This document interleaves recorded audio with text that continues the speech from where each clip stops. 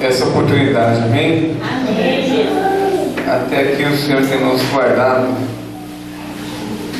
Cada dia eu peço que Ele continue nos guardando cada vez mais, amém? Glória a Deus. Eu quero convidá-los, sem perda de tempo, a abrir as vossas Bíblias no livro, a carta de Paulo aos Romanos, capítulo de número 8, versículos do 18 ao 23. Aleluia.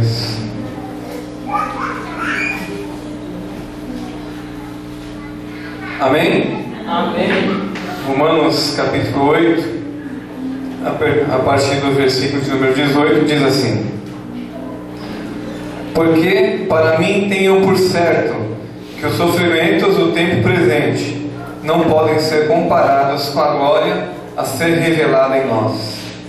A ardente expectativa da criação aguarda a revelação dos filhos de Deus, pois a criação está sujeita à vaidade, não voluntariamente, mas por causa daquele que a sujeitou, na esperança de que a própria criação será redimida do cativeiro da corrupção, para a liberdade da glória dos filhos de Deus.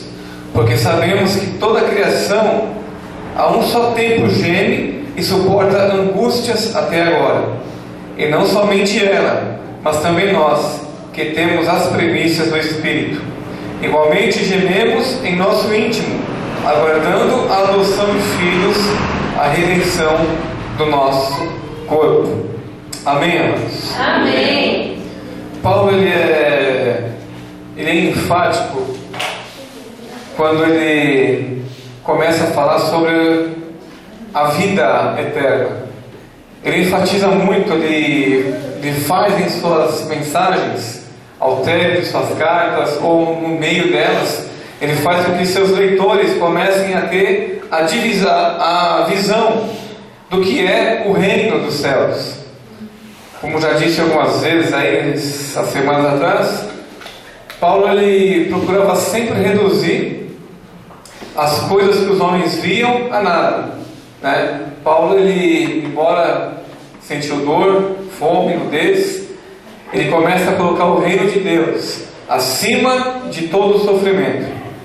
E quando Paulo ele começa nessa parte final do capítulo 8, essa parte média, ele começa a falar sobre a manifestação dos filhos de Deus.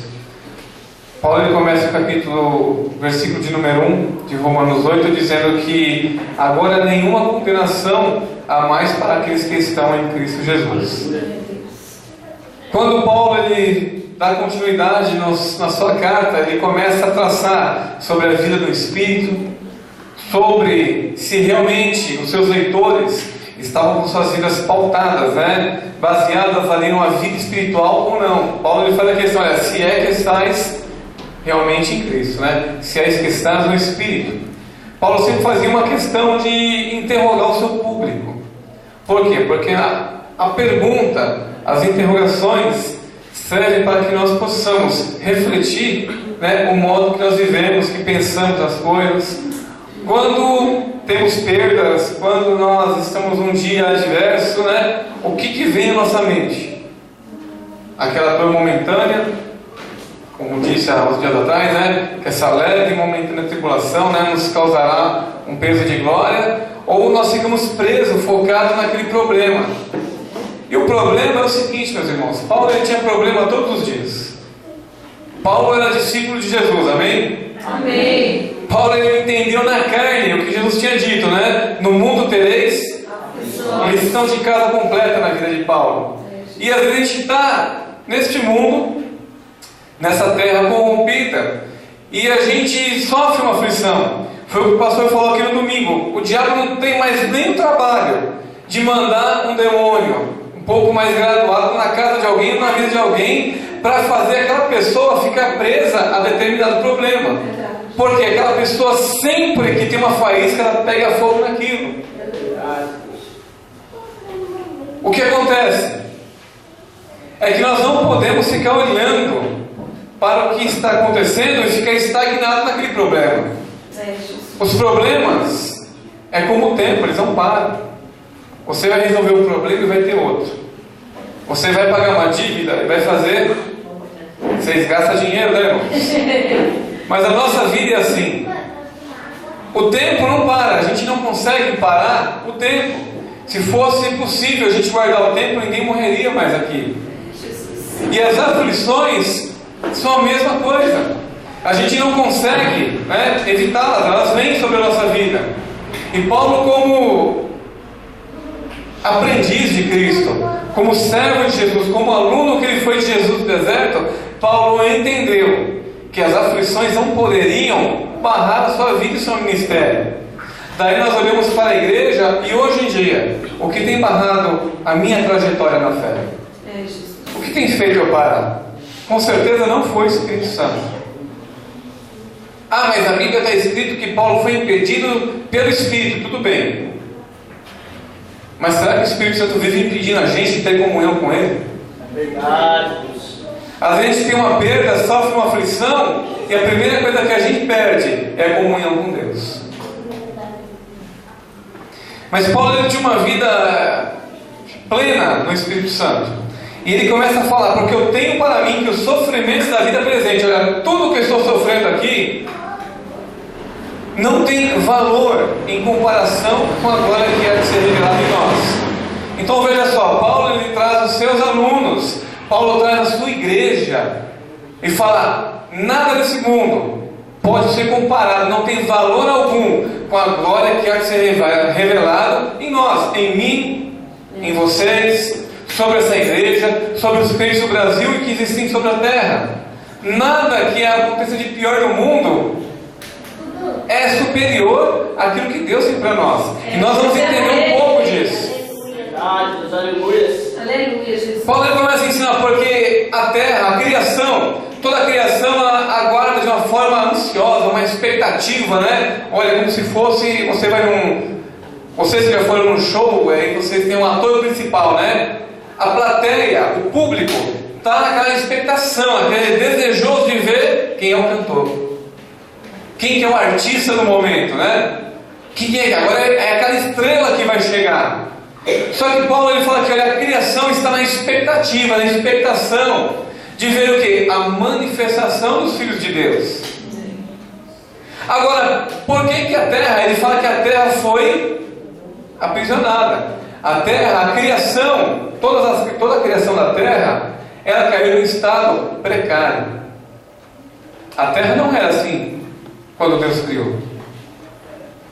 Quando você vai para o livro de Gênesis, você vê que Deus ele cria a terra, cria as árvores, os seres. Ele chega para um indivíduo chamado Adão e fala: olha, Adão, agora dominai sobre a terra, sobre os seus animais, sobre as aves do céu. E olha, domine. Essa palavra domínio não é de ser dono. Essa palavra domínio que está ali no livro de Gênesis quer dizer seja mordomo. Cuide dessas coisas, porque eu te fiz para cuidar disso. Quando você vai para Isaías 1,19, olha, se quiseres e creres, ou se ouvires e creres, né, comereis o melhor desta terra. Ou seja, havia uma condição para Adão. Adão recebeu a terra bonitinha, não tinha vegetação, não tinha mato, não tinha nada de ruim na terra. A terra estava perfeita, segundo o plano que Deus havia criado. Quando Adão chega lá e come do fruto da árvore do conhecimento do bem e do mal, no mesmo momento Deus falou que a terra produza espinhos, para que Adão possa trabalhar e vai lavrar a terra. Por quê? Porque o homem, quando não está fazendo nada, ele acaba pecando. Quando o crente não está trabalhando para Jesus, ele está cometendo pecado. Pode não estar no ato, mas já está na sua mente. Quando nós temos aquele tempo em casa e não estamos produzindo nada para o reino de Deus, pode ter certeza que o reino das trevas está esperando só isso aqui para tentar destruir os planos de Deus em nossas vidas. Nós temos a promessa de Deus, a promessa da redenção, a adoção de filhos que Paulo trata aqui. Agora é interessante que quando vem a rebeldia, o próprio Adão fez a terra se sujeitar a todos esses males. Através do pecado de Adão, Satanás entrou com o seu império nas regiões que nós habitamos. E quando Satanás ele entra no mundo através do pecado, ele traz a morte, ele traz a dor, ele traz a enfermidade, ele traz os homicídios que você começa a ver quando Caim matou Abel. Você começa a ver que ele traz o ódio, a ira, o adultério, né? Ele traz a diversidade de pecados que nós ouvimos, conhecemos e aqueles que nem imaginamos ainda. Porque nós moramos num país que a gente não sabe tudo. Mas quantas coisas más o diabo colocou no mundo, só Deus sabe. E aquela terra que era uma terra linda, né? A terra que o próprio Deus formou, criou, entregou ao homem para habitar, foi a terra que depois do pecado de Adão foi castigada, foi amaldiçoada. E depois que Adão peca, e a gente começa a ler nas Escrituras, né? A terra vai se corrompendo, vai de mal a pior.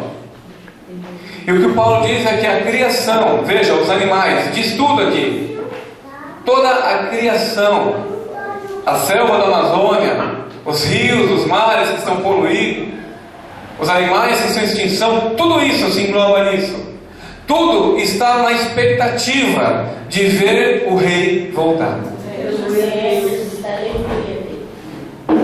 E o que nós estamos aguardando na igreja? Nós até brincamos hoje, né? Olha, eu quero minha CRV. Mas o que verdadeiramente ocupa o nosso coração? O que ocupa o centro das nossas atenções, das nossas emoções? São os bens ou é o desejo de ver Jesus voltar? Aleluia, Deus. Quando a terra fica no domínio do homem, a terra entra em colapso. Você pode ver. Jesus disse que vão se levantar reinos contra reinos, nações contra nações, pais contra filhos, filhos contra pais. Porque o governo humano, ele tende a lutar um contra o outro. Verdade. Quer ver os adolescentes entender isso? Quando uma menina gosta de um menino e a outra descobre que gosta, já tem um conflito. Pode ser as melhores amigas, mas separa. E os meninos também. Dentro de uma empresa, existem dois amigos ali e tem uma vaga de promoção. Nem sempre um vai gostar da promoção do outro. Vestibular, um passa na USP e o outro não passou. Quando há essa concorrência do domínio humano, nós começamos a ver o estado caótico que a terra se encontra hoje. Então a gente começa a ver que o diabo ele continua a oprimir não somente as pessoas, as ações, mas também toda a criação de Deus. Quando nós olhamos para os rios, que antigamente eram fonte de vida, né? E hoje você olha para o Tietê. O Tietê não foi criado desse jeito. Deus não o criou assim. Sem dizer dos outros rios que foram canalizados para que houvesse o quê? Que as pessoas fizessem habitações ali, para criarem redes de esgotos. Então o estado da terra, quando você para ver de uma forma ecológica, por que em São Paulo o clima ele é tão diferente? Chove, faz frio, faz calor. Porque o homem se meteu em colocar a mão na natureza. Olha, mas é a evolução, é o progresso da cidade. Tudo bem, vamos falar de ordem e progresso da cidade. Mas Deus não criou os rios para serem canalizados. Deus não criou cidades para serem super, popularizadas, cheias de pessoas. Por quê? Uma cidade com muitas pessoas aumenta mais o roubo, a marginalidade e diversas coisas. A gente não vai falar sobre política, essas coisas aqui não. Mas entenda uma coisa, Deus criou a terra para ser um lugar perfeito. Aleluia, Deus. Aleluia. E esses rios que choram por aí, poluídos, as florestas sendo destruídas, a Bíblia diz que toda a criação geme, desejando que sejam manifestos os filhos de Deus. Em outras palavras, todos aguardam a volta de Jesus, com os anjos do seu poder, a transformação dos santos que subirão, e de uma vez por todas a terra será libertada do iníquo, do pecador, de toda a perversidade que há, que nós conhecemos. Paulo diz que, olha, eu tenho por certo que tudo que vem acontecer não se compara à glória que vai ser revelada em mim e você. Eu creio, Deus. 1 João, e aí, antes de chegarmos ali, ele diz, versículo 23, e não só ela, mas nós também, Olha que interessante, Paulo diz, olha, não só toda a criação, por causa das guerras, tumultos, por causa do pecado, da poluição, seja mais lá o que for que aconteça até os dias de hoje, mas nós também gememos. Nós também, que temos as primícias do Espírito. Veja só, o Espírito Santo ele habita dentro da gente. Glória a Deus, aleluia, Jesus. Os dons espirituais, toda a plenitude do Espírito Santo habita dentro da gente. Aleluia, Deus. E mesmo com o Espírito Santo morando dentro de nós, nós também gememos. Olha que linguagem. Agora, que gemer é esse? Paulo está dizendo, da mesma forma que a criação anseia por essa libertação, pelo retorno de Jesus, para a restauração de tudo, nós também estamos assim, ansiosos para que Ele volte. Olha que coisa. Qual que é a ansiedade do meu coração? A gente pode ser ansioso? Pode sim. A minha ansiedade consiste em desejar que Jesus volte logo. A Bíblia diz, lançando sobre Ele toda a vossa ansiedade. Meu irmão, a tua ansiedade tem que ser lançada sobre Jesus. A tua ansiedade, em outras palavras, tem que estar focada em Jesus. Olha, irmãos, no mais, quanto mais, tudo que for bom, justo, não, Paulo ensina a igreja de Filipos, tudo que é de boa fama, nessas coisas põe no teu coração. Então a ansiedade, uma forma que eu posso dizer para a igreja, é que a nossa ansiedade seja sobre Cristo, desejando que Ele volte logo, que Ele nos leve. Agora, para que Ele nos leve? Para que a gente possa receber a adoção plena de filhos. Os filhos de Deus, eles foram justificados de todo mal, de todo pecado. A redenção do corpo. Interessante, o que é a redenção do corpo? Vai pensando. Aleluia, Jesus. Quando nós vamos para 1 João, capítulo 3, versículo 2 ao 3, João fala isso. Amados, agora somos filhos de Deus, e não está ainda manifesto o que havemos de ser. Sabemos que se Ele se manifestar, seremos semelhantes a Ele. Interessante, semelhante a Jesus. Que Jesus? Jesus ressuscitado. Pensa em Jesus ressuscitado. Seremos semelhantes a Cristo. Isso aqui é literal. Porque o veremos como Ele é. Todo o que nele tem essa esperança purifica-se a si mesmo como Ele é puro. Quando nós falamos em purificação, é que Paulo tinha em mente isso. Olha, porque nenhuma condenação há para aqueles que estão em Cristo Jesus.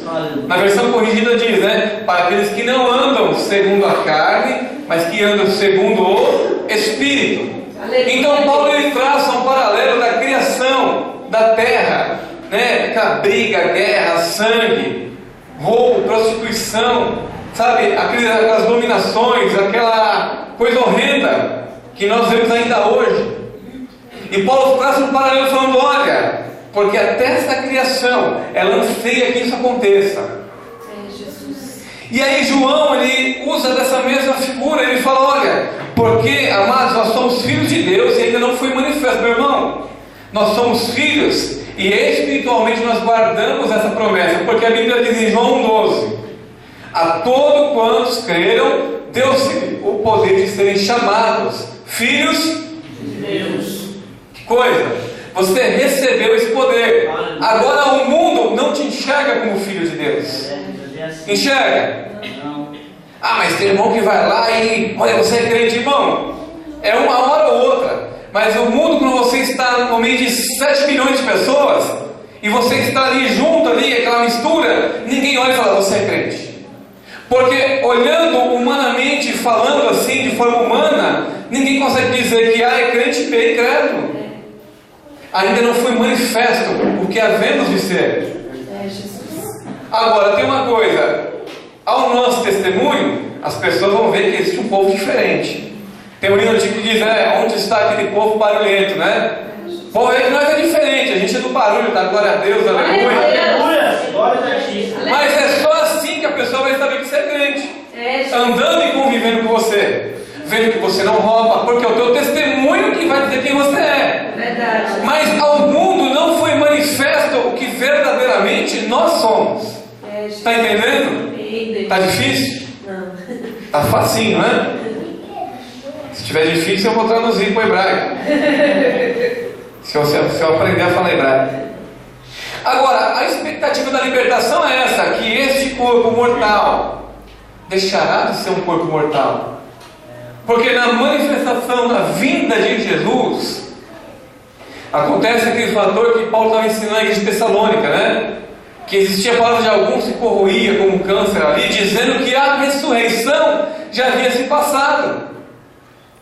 Sabe aqueles hereges? Aquelas pessoas que não creem na promessa de Deus, que não creem na palavra de Deus e querem fazer você desacreditar na palavra de Deus? É o que acontecia na igreja de Tessalônica. E Paulo falava, porque olha, vou falar isso para vocês, que quando Jesus voltar, de forma alguma nós vamos preceder aqueles que dormem em Jesus, aqueles que morreram crentes. Essa é a tradução. Aqueles que morreram no Senhor, ou que dormem no Senhor, nós não vamos passar na frente deles não, porque eles estão antes. Só que eles serão ressuscitados.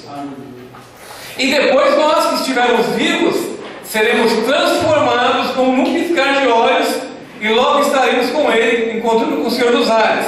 E assim como Ele é, nós o veremos. Aleluia, Jesus. Ainda não foi manifesto isso nas nossas vidas. Só que entenda uma coisa, meu irmão: a aflição não pode fazer essa promessa. Não pode me fazer abandonar essa promessa. Eu tenho que entender que eu tenho que me purificar a mim mesmo. Eu tenho que olhar para aquilo que eu ainda pego, que eu erro, que eu cometi errado, e falar: não, Deus, eu não quero isso. Eu não quero pecado, eu não quero desejo da carne. Deus, eu quero uma vida íntegra contigo. Para mim, Jesus é difícil, mas me ajuda. Deus, eu não consigo parar, eu preciso do Senhor. Me dá força para orar, para jejuar, porque eu tenho que santificar a mim mesmo. Eu tenho que me tornar puro. Hoje, conhecendo a Tua palavra, como puro ao Senhor. Aleluia. Como o Senhor veio como homem, e como homem não se achou nenhum pecado. Eu também quero viver assim, Deus, embora eu sou falho. Eu quero atingir essa meta de não conhecer mais o pecado, de não pecar mais, porque o Senhor veio e me deu exemplo que é possível. Aleluia, Deus. Quando você vai para a literatura de Tiago, Tiago diz uma coisa lá aos ricos. Ele fala assim: chegai-vos a Deus, e Ele se achegará para vós. Lavai, pecadores, as mãos, e vós de espírito vacilante, ou de ânimo dobre, purificai os vossos corações. Veja uma coisa: tinha gente na igreja do pastor Tiago que era um coração sujo, que não ia ver Deus. Mas o pastor Tiago, como que era ovelha de Jesus, ele tinha que falar: olha, você é rico, homem. Olha, você é pobre, seja que você for, alimpai, limpe as tuas mãos, purifique o teu coração. Não seja um duplo caráter, não seja um péssimo caráter, não seja um mau caráter, não seja hipócrita, não seja de ânimo dobre, não seja de espírito vacilante. Hoje o Senhor é Deus, amanhã Baal é Deus. É o caso de Elias, né?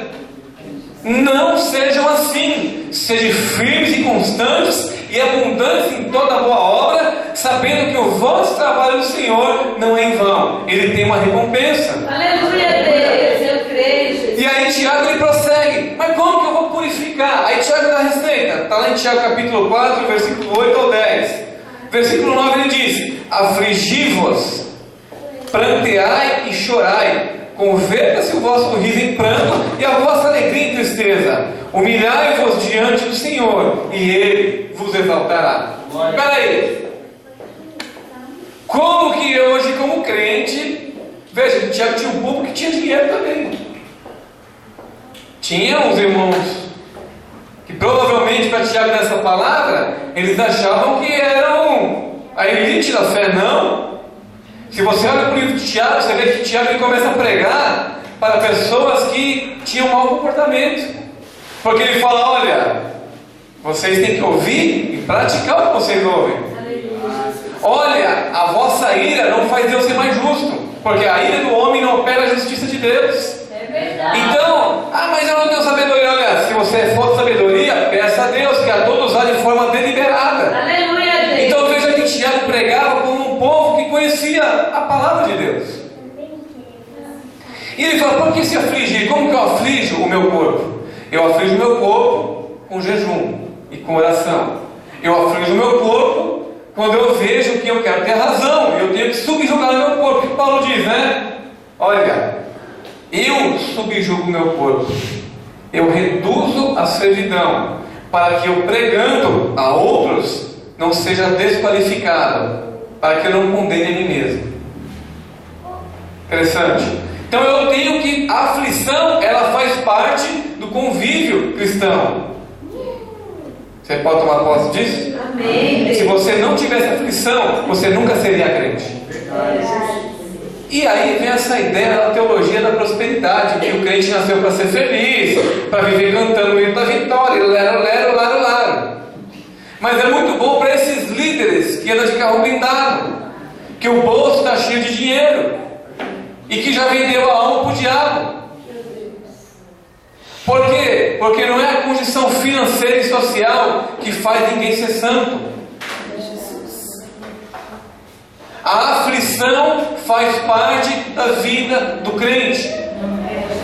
Não estou dizendo para você ficar procurando provações, se meter em encrenca, não. Mas estou dizendo que as aflições podem vir sobre as nossas vidas, como vem todos os dias, e nós sabemos disso. Mas eu não posso me dobrar às aflições. Eu não posso parar por causa dos problemas. E quando eu digo parar, eu não estou falando de uma doença que veio e me colocou num leito de hospital. Não é isso. Eu não estou dizendo que quando eu tenho um problema em casa, com um filho ou uma filha que está doente, eu tenho que parar pela assistência. Não é esse tipo de parar. Tem pessoas que desviam da fé, que deixam Jesus por causa dos problemas dessa vida presente. Meu irmão, logicamente, se teu filho, teu pai, tua mãe estiver doente, você tem a obrigação de ficar com ele e cuidar dele. Olha, eu não estou indo no culto porque meu pai está doente. Meu irmão, é teu papel de filho, é o papel que nós temos a cumprir. Não é esse tipo de coisa, de vir à igreja ou não. É quando me acontece algo e eu falo, agora eu não quero mais saber de Jesus. Não existe aflição que pode nos separar do amor que está em Deus, através de Cristo Jesus. Glória a Deus, aleluia. Agora, eu tenho que me colocar no meu lugar. Que lugar que eu estou? Lugar de servo. O servo tem que obedecer. E ele fala, plantear e chorar. Pronto, agora pegou, né? Mas se eu for terminar a vitória, declarar a bênção, meu irmão, tem que plantear e chorar. Por quê? Por causa dos meus erros, dos meus pecados. E por quê? Por causa dos pecados da nação. Veja que quando Neemias vai reconstruir lá o muro, pega Neemias e Esdras, o que acontece? Eles têm que pedir perdão pelos pecados de toda a nação. Senhor, porque nós temos pecado. Quem pecou? Ele? Esdras, o escriba, Neemias? Não foram esses pecados. Eles pediram perdão por toda a nação. Eu tenho que prantear pelo pecado da Cristo salva.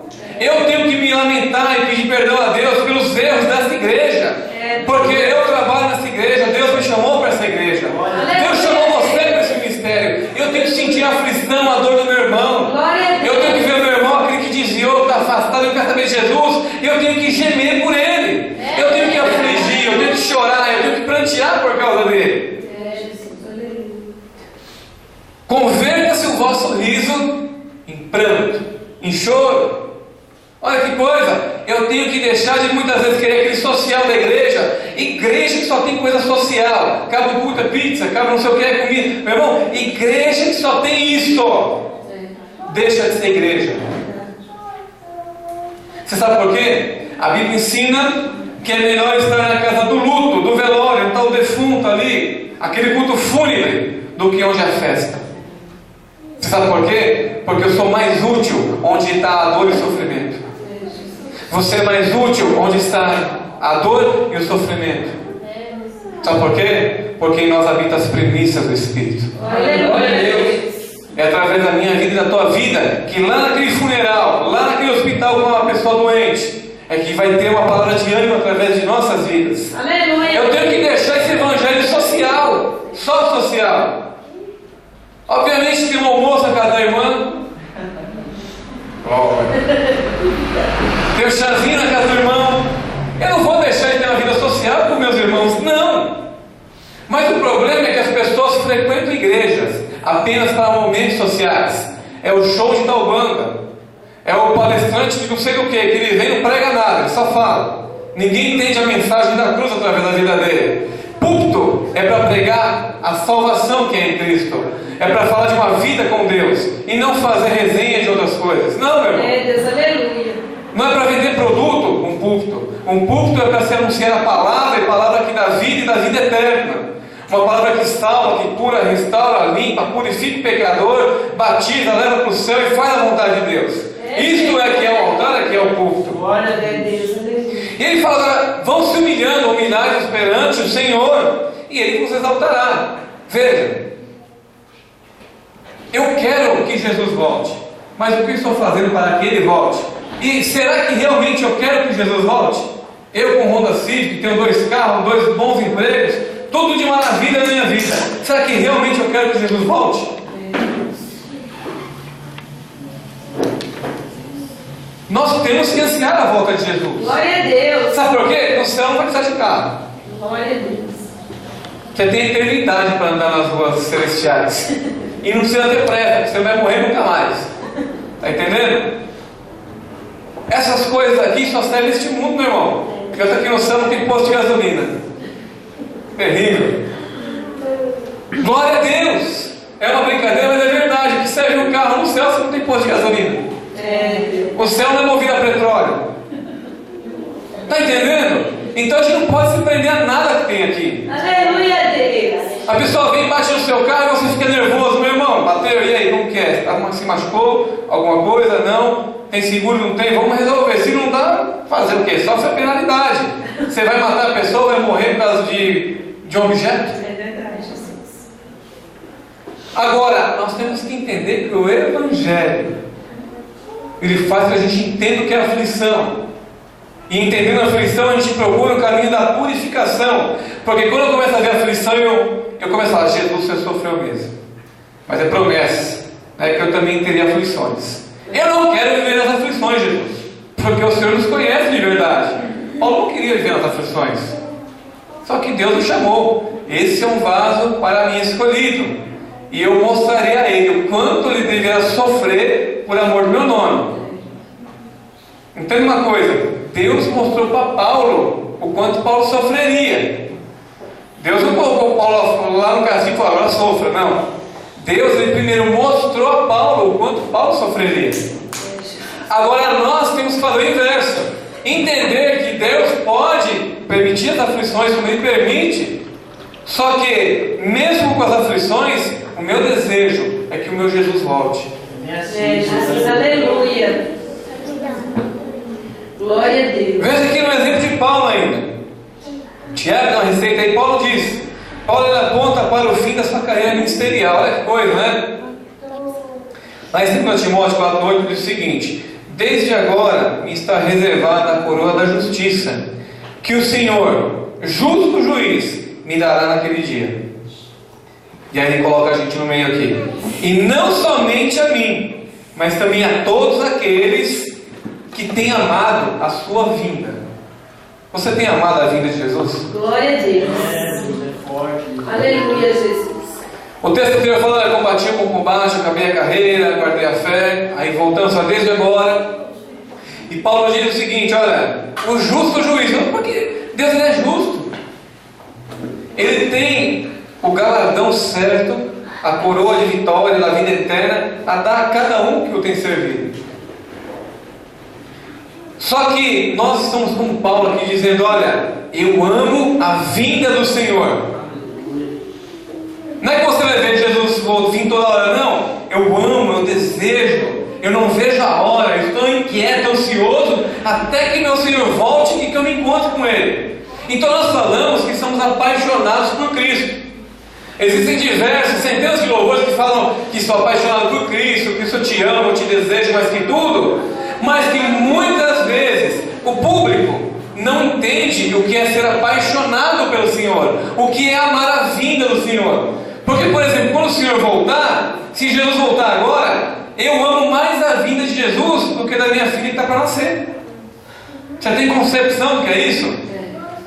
Eu amo mais a vinda de Jesus do que a minha própria vida nessa terra, com todos os bens que me dá, ou com toda a fortuna que eu pudesse ganhar. Glória a Deus. A dimensão de amar a Deus acima de todas as coisas que estão no Antigo Testamento, né? Ouve, Israel, ao Senhor teu Deus amarás e adorarás, né? Vai amá-lo de toda a tua força, toda a tua alma, todo o teu entendimento. Aleluia, Deus. Como que a gente tem amado ao Senhor, meu irmão?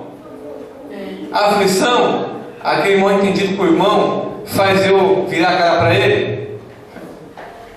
Isso não é igreja, isso não é cristianismo.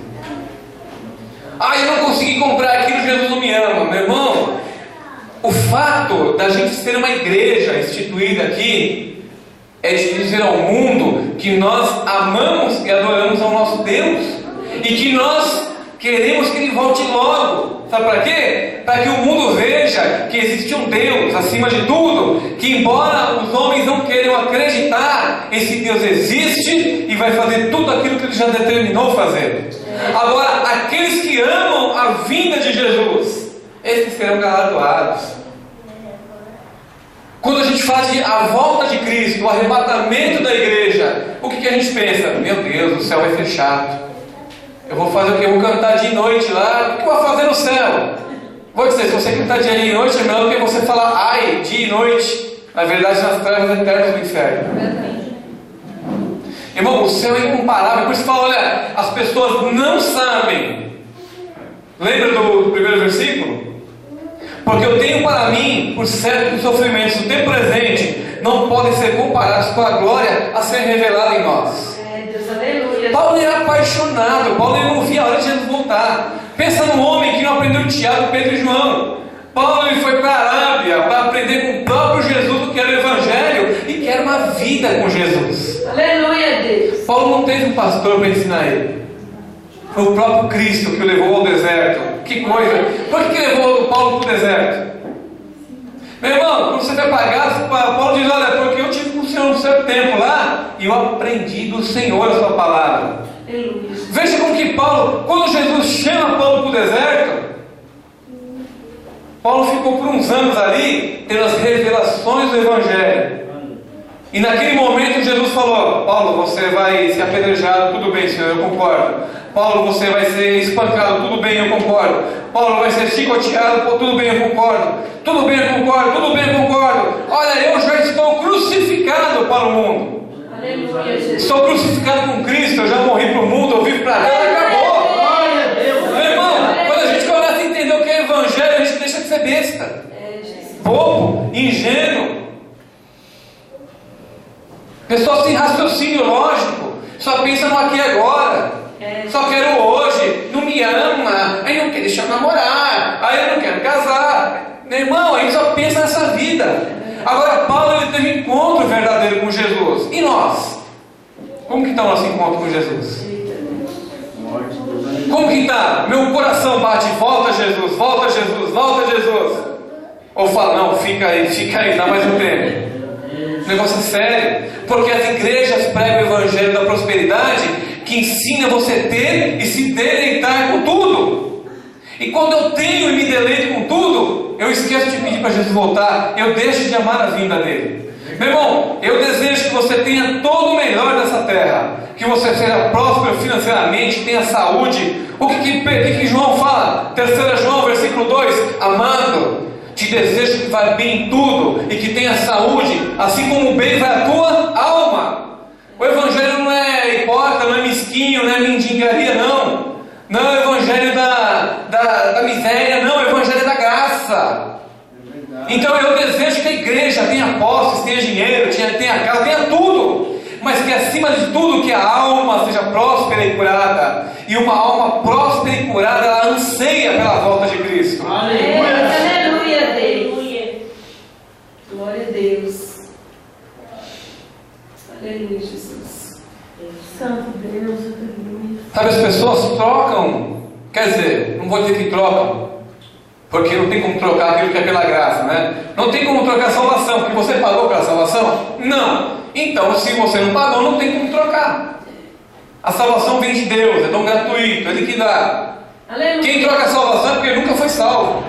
Nunca teve ela. Deus. Está entendendo? Glória a Deus. Agora, Paulo ele tinha tanta certeza, tanta convicção da sua vida espiritual, que ele começa a colocar os seus alunos, a sua igreja, as suas igrejas, nesta visão. Olha, todos nós temos que amar a vinda do nosso Senhor. Porque quando Ele voltar, não existem palavras para dizer o que está reservado para nós. Hoje você é um corpo que se tomar um sol fica roxo. Se for atropelado, quebra as pernas, morre. Mas amanhã não. E vamos ver. Aleluia. Lá em 1 Coríntios capítulo 15, versos 50 ao 54, diz assim: E agora digo isto, irmãos, que a carne e o sangue não podem herdar o reino de Deus, nem a corrupção herdar a incorrupção. Eis aqui vos digo um mistério. Na verdade, nem todos dormiremos, mas todos seremos transformados. No momento, no abrir e fechar de olhos, ante a última trombeta, porque a trombeta soará, e os mortos ressuscitarão incorruptíveis, e nós seremos transformados. Porque convém que isto que é corruptível se revista de incorruptibilidade, e que isto que é mortal se revista de imortalidade.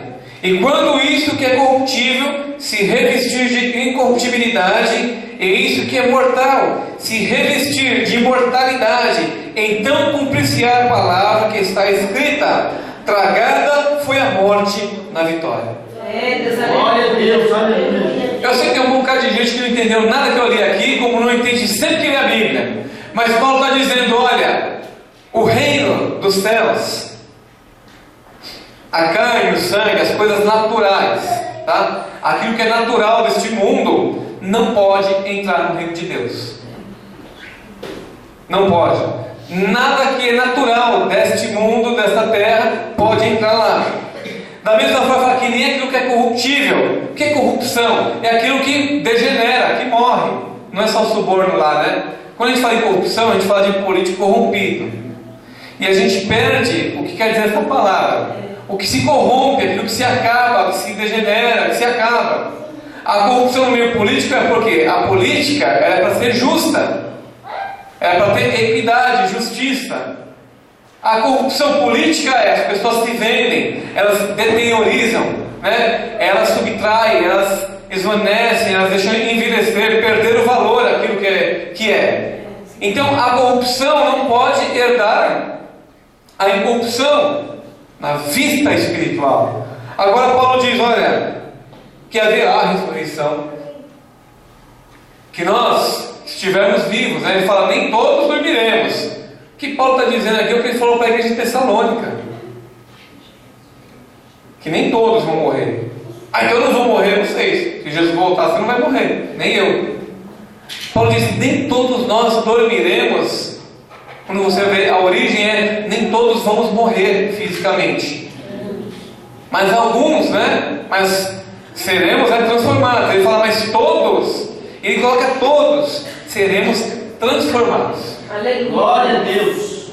Ele fala para a igreja: olha, aqui nem todo mundo vai morrer, só que todo mundo aqui vai ser transformado, que é a ressurreição dos mortos. Aleluia. Agora, que promessa que é essa das Escrituras? Que Paulo está falando que vocês estão achando que eu sou doido, que a Bíblia é complexa, é difícil. Paulo está dizendo o seguinte: o plano de Deus, quando criou Adão e Eva, era que eles fossem eternos e imortais. Deus não criou o homem e a mulher para que morressem um dia, porque a morte não havia entrado sobre a terra, não havia pecado, nada disso. Paulo está dizendo que o plano original de Deus, quando ele falou lá em Gênesis, né? Lá no capítulo 1, olha, vocês, Adão e Eva, né? Frutificai-vos, multiplicai, sejam fecundos e povoai, encham a terra, para morrer todo mundo depois. Não!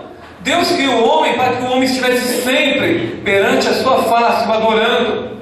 Veja que Deus criou tanto para isso, que no protótipo de Adão e Eva, o que Deus fazia no final do dia? Deus vinha na terra, na viração de toda a tarde, e Ele vinha falar com Adão e Eva. Deus, Ele vinha visitar todos os dias os seus filhos. Paulo está dizendo: olha, porque Deus fará isto. Jesus ressuscitou? Amém. O corpo ressurreto de Cristo será o meu corpo semelhante quando Ele voltar e eu for transformado. Aleluia, Deus. Veja que a Bíblia é um livro que para o mundo é loucura, porque como pode você morrer, irmão? E você está dizendo que daqui a 3.000 anos está só o pó cinza, vai ressuscitar? Vai ressuscitar como? Eu não sei, meu irmão. Isso aí é mistério, é Deus que faz. Glória a Deus. Só que na ressurreição dos mortos, aqueles caquinhos, aqueles aquela podridão, já degenerou tudo, Deus vai fazer os mortos ressurgirem. Eita Deus, aleluia. Com um corpo que a morte nunca mais vai tocar. Glória a Deus. Então, meu querido, quando Paulo diz, se nós esperamos em Cristo apenas nessa terra, somos os mais miseráveis.